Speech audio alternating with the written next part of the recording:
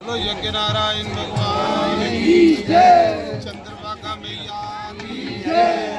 तो हर साल की तरह ये रुद्र महायज्ञ अखनूर गुड़ा पत्तन अज पहला दिन है। नौमी शुभ तिथि नौमी और अज पहला दिन साड़ा यज्ञ जोड़ा शुरू होया।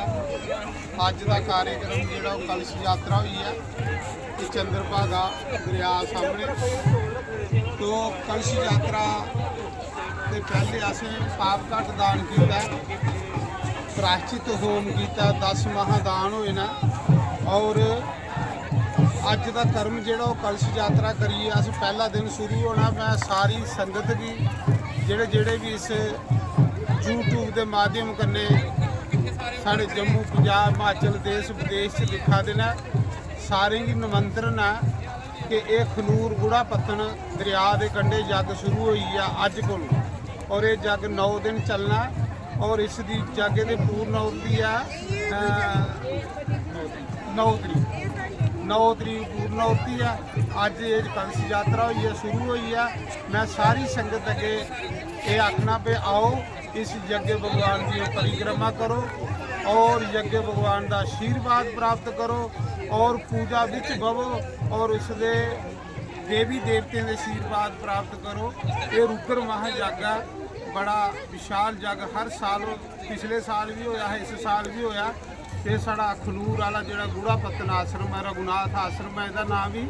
और ये जग शुरू हुई है। सारी संगत आवे, 1 दिन आओ, 2 दिन आओ, 3 दिन आओ, कन्ने यज्ञ दे विच आनिए, परिक्रमा करो, कन्ने पूजा करो, कन्ने आनिए सत्संग सुनो, संतें दे प्रवचन। जोड़ा जग का समय है सवेरे, वो सवेरे 8 बजे को लिए 1 बजे से पूजा हुआ करनी है। उसदे बाद जोड़ा लंगर हुआ करना, लंगर के बाद फिर 2 बजे को लिए तो 5 बजे से जी संतें का सम्मेलन, संतें के प्रवचन हुआ करने ना।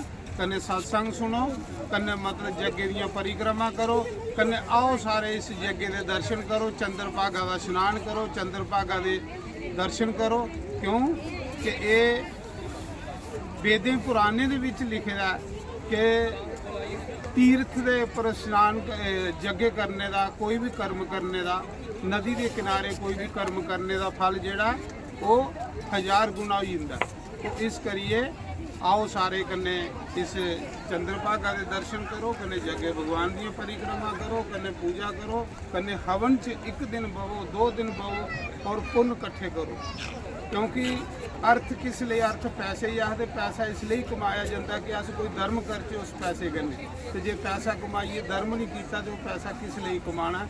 इस करिए यज्ञ दर्शन करिए, परिक्रमा करिए, साधु ब्राह्मणी के दर्शन करिए और देवी देवते का पूजन करिए, अपना जीवन सफल बनाओ।